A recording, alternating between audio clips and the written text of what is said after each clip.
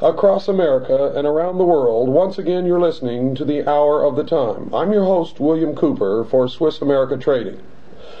Folks, there's one commodity in the world that you're going to have in the coming economic trauma in order to survive and protect what assets you've gained during your life.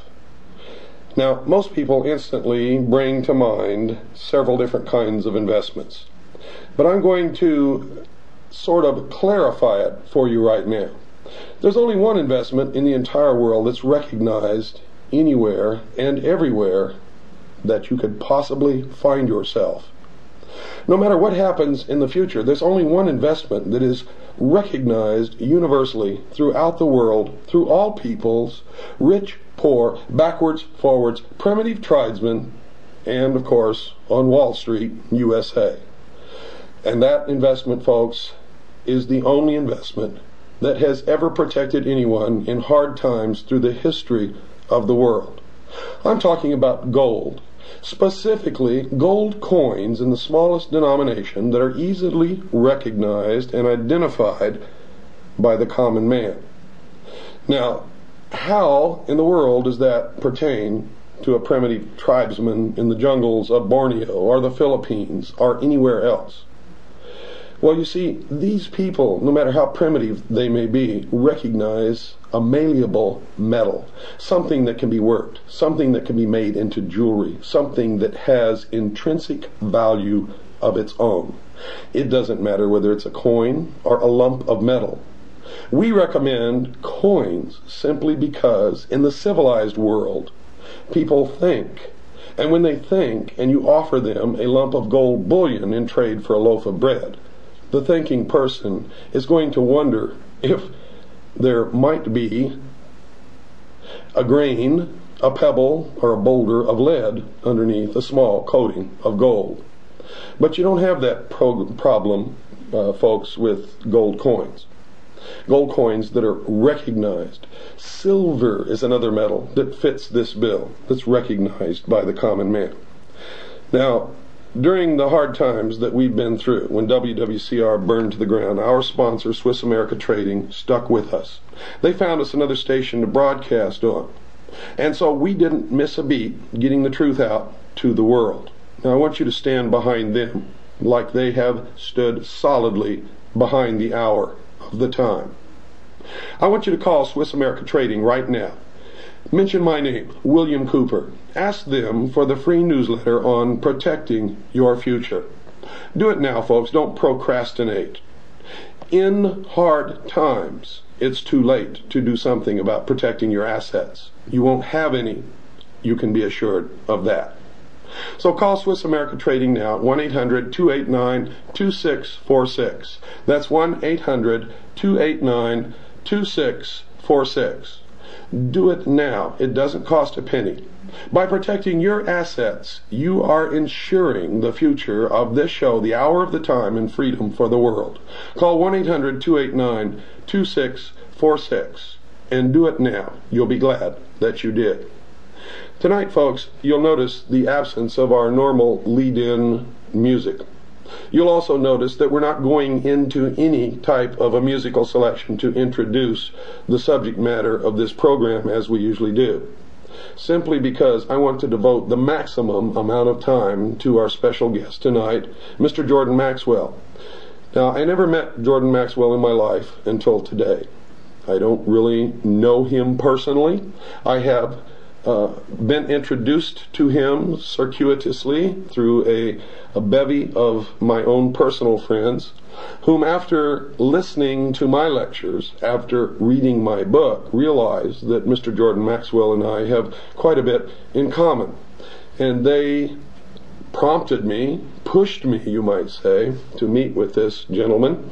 And I guess that you had the same treatment on your end, didn't you, Jordan? I certainly did, yes.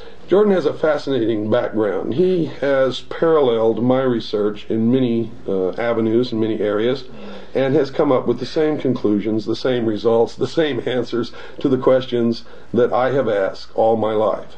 And tonight we're going to be talking about the answers that he has come up with. But first I'm going to ask him to introduce himself to our listening audience. Jordan? Well, thank you very much for asking me to be here. My name is Jordan Maxwell, as we said. As of 1959, I became very interested in the subject of secret societies and subversive movements.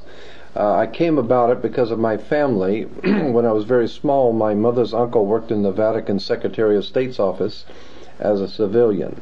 And on occasions when he would come back to home to visit, back to this country, he would sit and talk for hours about the intrigue going on throughout the world, behind the scenes of religion and politics, and all the nefarious plans that are being fomented by governments and religion. And I became fascinated with this subject.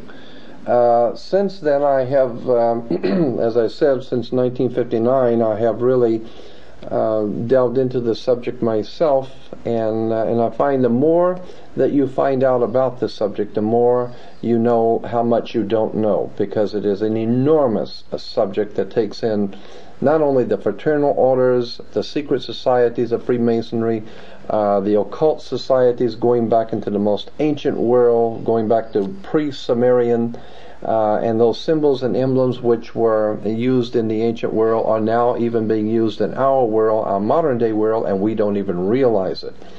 As a matter of fact, things like the oil companies, the automotive companies, the cigarette companies use symbols and emblems, and of course in government, national institutions, educational institutions. Our world is filled with symbols, and symbols are like the letters of the alphabet. If you put enough of them together, they spell a word, and you put a lot of them together and they tell you a story. The story I am talking about is the secret societies and occult orders that go all the way back into the ancient world, and I believe, and it's my opinion, that they are still in operation today behind our major religions and major governmental agencies. The symbols and emblems you can see with your own eyes, and do some research, and you'll find that they go back into the ancient world.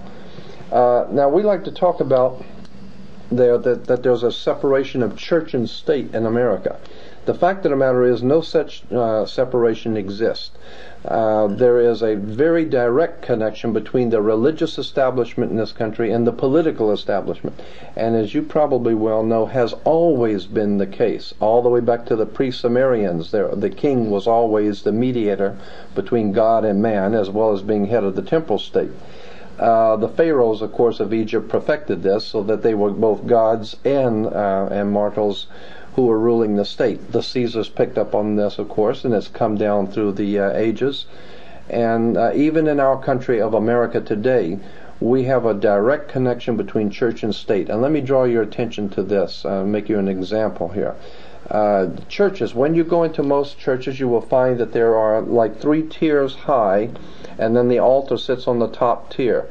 The same is true in a courtroom. You go into a courtroom and you'll see that the bench sits on 3 tiers high, and the 3 tiers high has been traced in the reference works of Freemasonry to the first 3 degrees of Freemasonry. That's correct. Yes, and so then you have the priest who comes out, the clergy who comes out with the long robe, and incidentally the reason why clergy always wear long robes is because it's a female garment, and it represents the feminine connection with God, and that's why clergy wear a long robe.